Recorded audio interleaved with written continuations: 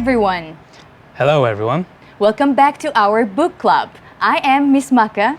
And I am Mr. Darryl.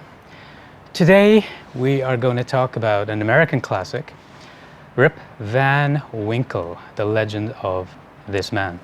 By Washington Irving. Now, Maka, this term has become an idiom in English. The term Rip Van Winkle refers to someone who's out of touch, who's stuck in the past. I have a question for you. Do you consider yourself someone who is a Rip Van Winkle? Oh, no, Mr. Derill, of course not, because I really love being in touch with modern life and current affairs. Very cool. Yeah. Well, on that note, let's get to the agenda. Yes, of course, traditionally, we will start with the vocabulary that we need during the program. Then we will say a few things about the author. After, we will talk about the summary of the book. So we will tell you in short what is the story about. From there, we will focus in on characters a little bit. So that means going in and seeing how the story is told through the use of characters. From there, we have the setting. And the setting, we try to answer the questions of the when and the where of the story to give you a better idea of where it comes from. And then we have a look at the main themes. Now, every author has main themes he's trying to convey to the reader. And this tries to answer the question of why. Why did he choose different parts of the story to tell? And we will try to look at that. Of course. And finally, we will conclude our session and give you a homework. Okay, now let's start with the vocabulary. Okay, very good. So we have chosen 8 words to focus in on, which we will bring up in our discussion and that you can find in the book itself. So the first word is, it's a phrasal word, to go hunting. To go hunting. And the meaning is when you go looking for wild animals for the purpose of catching them or killing them. Yes, and in Georgian, it is sanadирოდ წასვლა. Our next word is another phrasal verb. It is to fall asleep. To fall asleep. To fall asleep. And this is just another way of saying to go to sleep. ჩაძინება. Our next word is trouble. Trouble. It's a situation or something that is difficult or can be annoying for someone. სირთულე, რაღაც უსიამოვნება. Our next word is rusty, and this is an adjective. Rusty. This is when a metal, such as iron, for example, turns reddish brown when it turns color because of water or air affecting it. Yes, ჟანგიანი.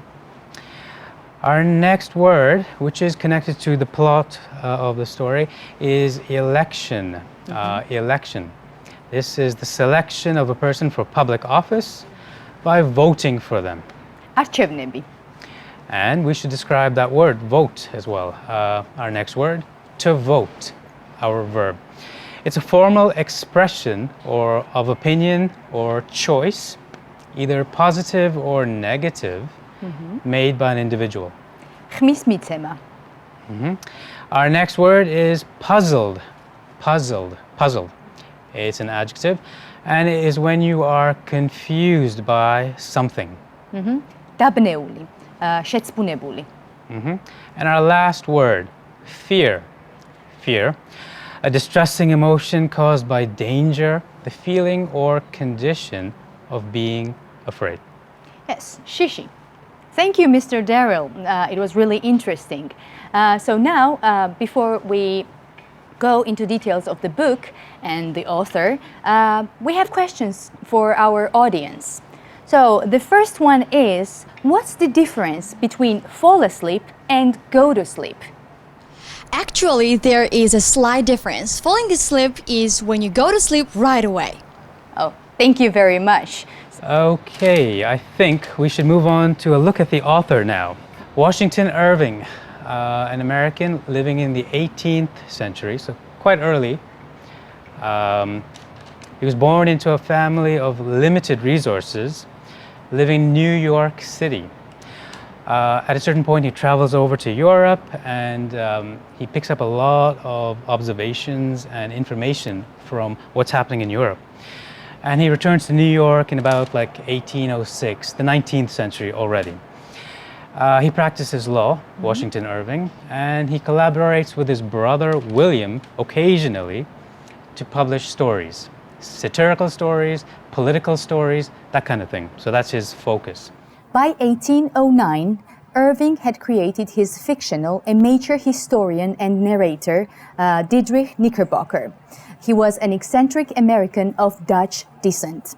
His narrative mixed with fact and fantasy to lampoon the political figures and the early Dutch settlers. He published a series of short stories sometime after that, some of which were some of the famous American short stories that we know from him.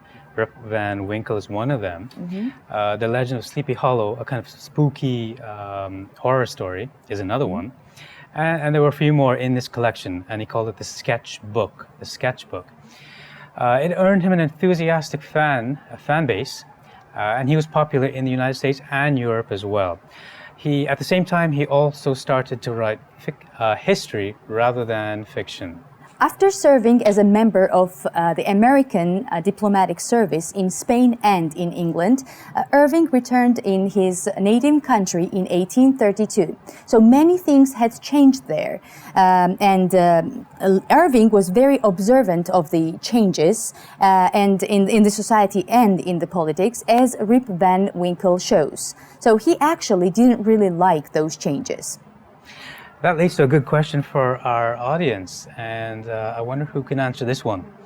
Do you think that Washington Irving, our writer, was a conservative figure or a progressive figure? Well, I think he was more conservative because he clearly preferred the old ways before the American Revolution to the new ways.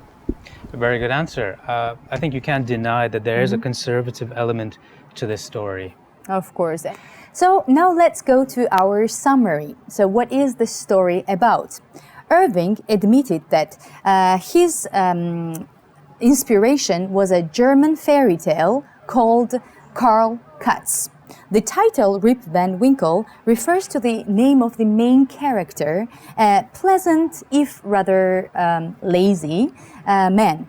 In the years since the story's publication, Rip Van Winkle has come to signify as individual oblivious of his surroundings.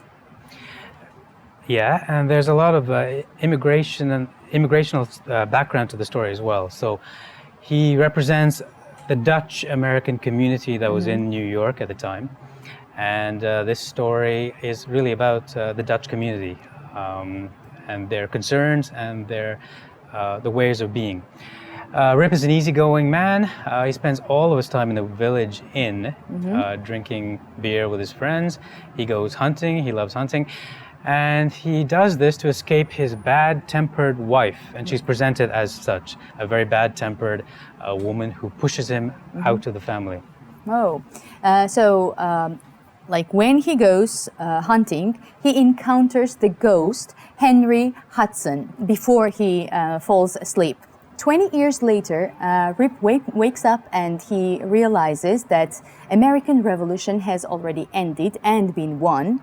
And the only person who can recognize him is his old friend, this is Peter Wenderdok. And with his wife dead, Rip moves in his daughter's house and continues to spend time in the inn.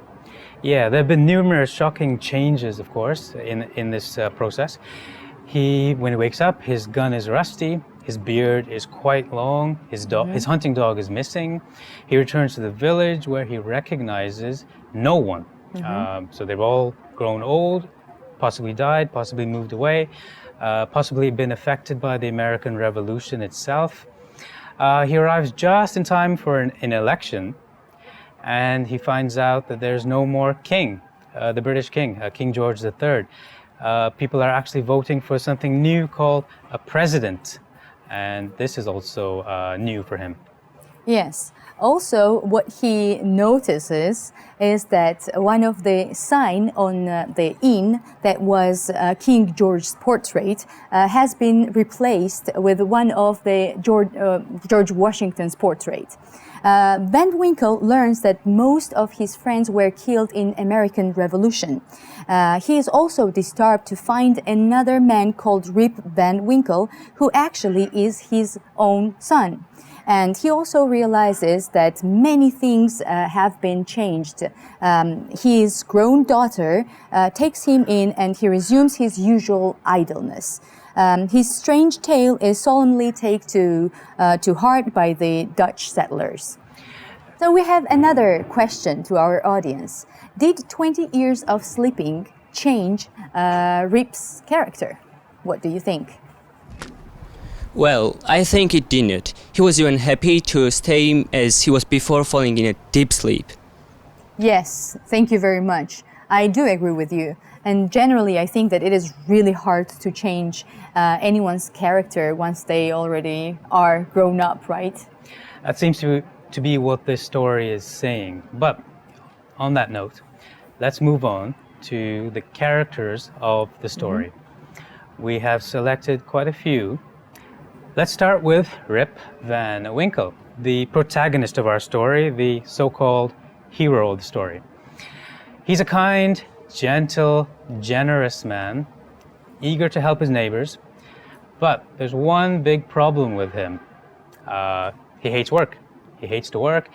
His wife is always complaining about the fact that he's lazy to be productive, lazy to go out there and work his farm and work the house as well. Instead, he loves to fish and hunt with his favorite dog, Wolf. To escape his wife, in fact, on that fateful day, he climbs up into the mountains to find some peace and quiet. And it's there that he meets up with this stranger, which he later finds out is a ghost. And because of some strange magical event that happens, he sleeps for 20 years. When he returns back to the town, he's confused by all the changes he sees. And this is a kind of like, it's a metaphor for a man who's lazy, fundamentally lazy, goes off, gets lost in the world, and then comes back and finds that the world has changed without him. Setting aside like the magic aspect of it, you can see that this is a man who, if you're not productive, you lose your place in the world and you come back and you're confused by everything. Yes, so I would agree that being inactive is like being asleep for 20 years maybe, Yeah. right? Yeah. Okay, thank you. So we have mentioned many times his wife, but I think we didn't mention her name. So this is Dame Van Winkle. So she was the mother of Rip's son and a daughter. So she's a harsh, loud, and intolerant woman, and she always speaks her mind whenever she doesn't like something, if people do something she doesn't really like. Although she's a figure of fun and scorn in the story, it might be said that maybe this is actually Rip's fault that she has become such a complainer. In the story, her nagging is what sends Rip for hunting and actually on his fateful climb up the mountain. Very good. Let's move on to the next character, the stranger. Now, there's a lot of mystery around the stranger. Initially, Rip thinks he's a real man. He goes up the mountain, he sees him while he's hunting. And something wrong with the stranger is that he's wearing clothes that are very, very old. So he doesn't appear to be modern at all. And in fact, he's with a group of men that are playing bowling way off in the distance. And later it seems that the stranger might have been a ghost. Now, the town folk in the story claim that the stranger and his crew of friends return to those mountains every 20 years to keep an eye on the river that they discovered years ago. And so it's kind of like it's connected to the colonial past of America. So Rip is at the moment when America changes into a democracy and a republic. And yet we have the stranger and his ghosts representing the old colonial past of America. So it's all kind of coming together in this one moment. Yeah, okay. So our next character is Peter van der Donk. So he is the only person actually who could recognize Rip after he came back. So he is a descendant of a historian of the same name. His ancestor had written an early account of the early history of this region. So which Wonderdog confirms that the ghosts actually come back in every 20 years, and what they do, they revisit the river they had discovered. Okay, that was Peter van Donk. So let's move on to the last character, Judith Gardner. A small character, but important in her own way. She is Rip Van Winkle's daughter, and she's now fully grown. When he comes back from the mountains after 20 years, initially he's struck by her appearance. So he knows there's something familiar about her, but he doesn't know what. And then eventually he finds out that she's his daughter. But funnily enough, he goes straight back to being his old self with her. Nothing has changed. Wow. Okay. Mr. Derill, do you have a question for our audience? Yes. It's really interesting. I do have a question. Now you've heard us speak about some of the characters. Let's go back to Rip Van Winkle himself. How would you describe his character? I think he was a good man because, as you said before, he was kind and generous, but also he was crazy and he hated to work hard. And that's why this caused lots of problems in his family. Excellent. Yeah, that was basically Rip's character. Yes. Okay. So we could say that he was a kind man, only a bit lazy. He was a good man. He was a good man, of course. But I have another question. Do you think this story is a political story or a fantasy story? Well, I think it was political because it showed how society changed the American Revolution. But of course, it was also a fantasy story because it is impossible for a person to suffer 20 years without any medical support. Yeah, I do agree. So That might be the genius of the story. Like, it's a political story and a fantasy at the same time, which he's combined to make this new kind of story.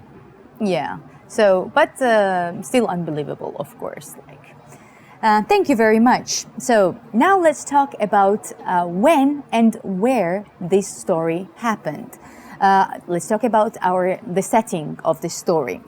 So, New York and the surrounding countryside experienced economic growth. By the time the American Revolution, I will remind you the years 1775, 1783 happened, citizens of the new republic embraced their civic duty, such as voting. So they also profited from economical growth and some agricultural developments that happened after the revolution. So most Americans were enthusiastic about the booming economy. Yet there remained some people who actually had some kind of nostalgia of the earlier time. So simpler way of life, that's what they considered it to be. This story and this earlier period and the transformation to a modern life is actually depicted in the story Rip Van Winkle. Very good point. There's a lot of nostalgia in the stories. I'll move now to the where. Stories in this book evoke early settler life in New York's Hudson River Valley. And he does so with a lot of skill. There's a lot of color, energy, and humor in Washington Irving's early descriptions of the settler life. Irving is revealed in this way to be a master of landscape description. One of the reasons why his book is so attractive. And he's also got a skill for lively character depiction. So he's really good with characters. He uses his wit to criticize society, the way people think, the way people behave as well. And you can see that there's a skill of satire within him. And in fact, if you remember, he had been writing satire earlier, political satire, and now he's just turning that satirical skill into literary satire. Now, the American setting that allows him to contrast idyllic colonial life with post-revolution life is really what makes this story interesting for us and for Americans to this day as well. The life before a big revolution and then the life that happens after a big revolution. And when you live through it, you don't notice these changes, but when you are taken out of it, like Rip, suddenly you see clearly how life was before and how life was after. So this is a great literary kind of technique of showing change really sharply. I have another question for any of you to answer. What is the main difference in the village now, before the American Revolution and then after? Well, I think it changed from an idyllic, slow-paced village to a busy, energetic world. Very good answer indeed. Let's move on to the main themes now. We have selected a few and we are going to speak about them. And these, I think, are the main themes that we have seen in this book and deserve some discussion. We have freedom versus tyranny. That's our first main theme. And it's all over the book, if you look from the beginning to the end. Washington Irving, the author, shows the theme of freedom versus tyranny in the way that Rip Van Winkle wants freedom. He wants freedom to live a simple life. He wants freedom away from his wife as well. He wants domestic freedom. He wants political freedom in a way. He wants freedom away from society. And Rip is tormented to despair almost by his wife's constant nagging. Yes.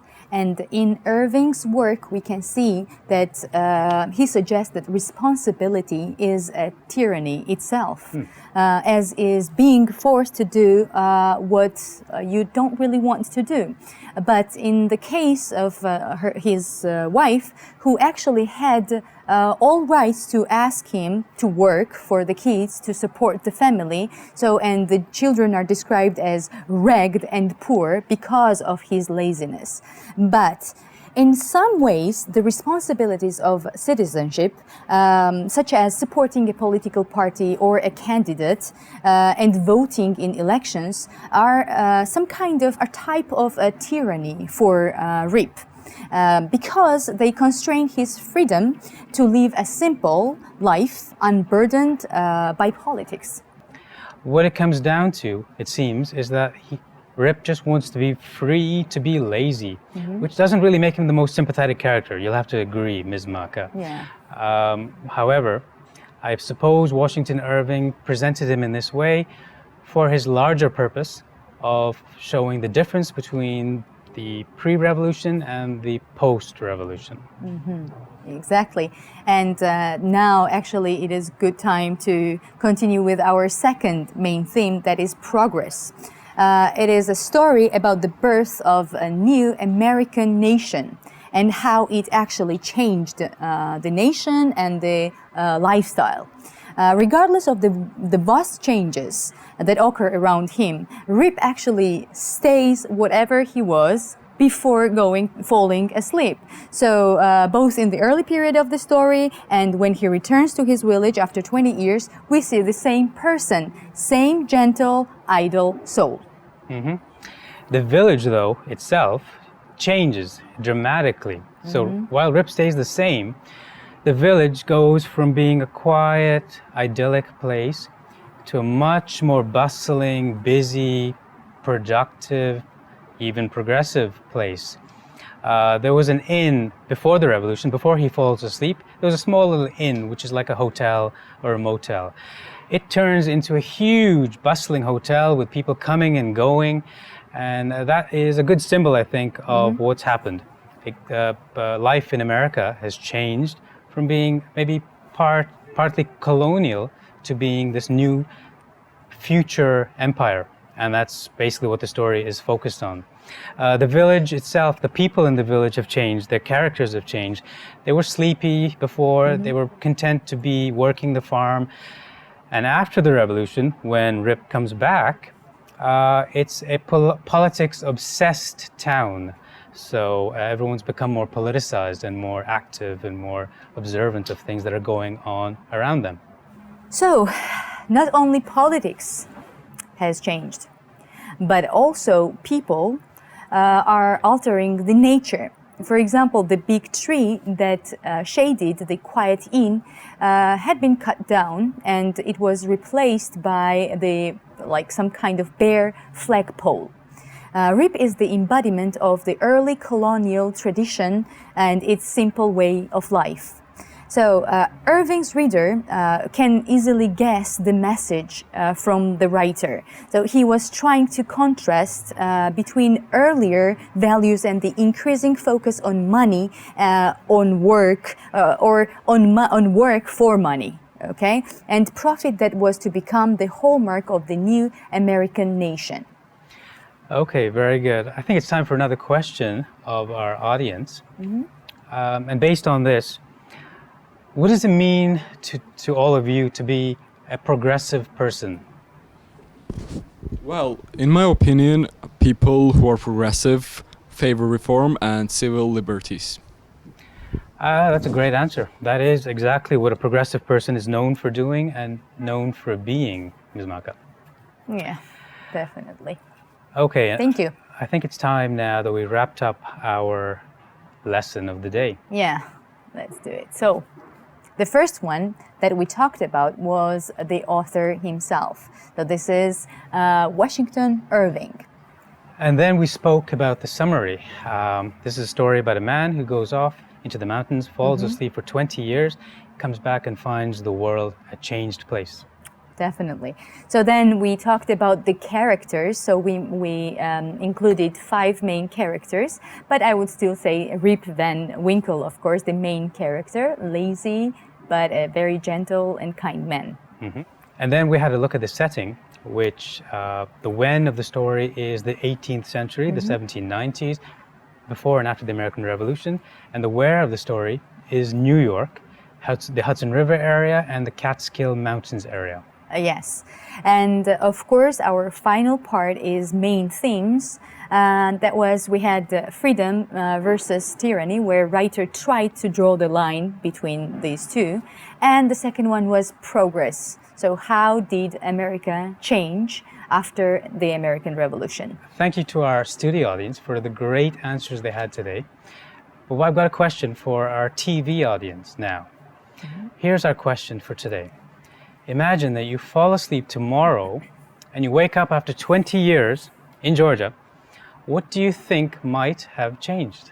Oh, that's a very interesting homework. Now I'm going to translate it into Georgian. შემდეგი შეკითხვა არის თქვენი საშინაო დავალება. წარმოიდგინე, დაიძინე და 20 წლის შემდეგ რეალობაში გაიღვიძე. როგორ ფიქრობ, რა შეიცვლებოდა? So you can send your homework to the indicated address on the screen. Great question. And we would like the answers to be sent to the address you see on the screen. Okay, I guess that's all for today. It was really interesting day, I guess. So thank you very much, and thank you, the audience. Have a great week. Thank you. Goodbye.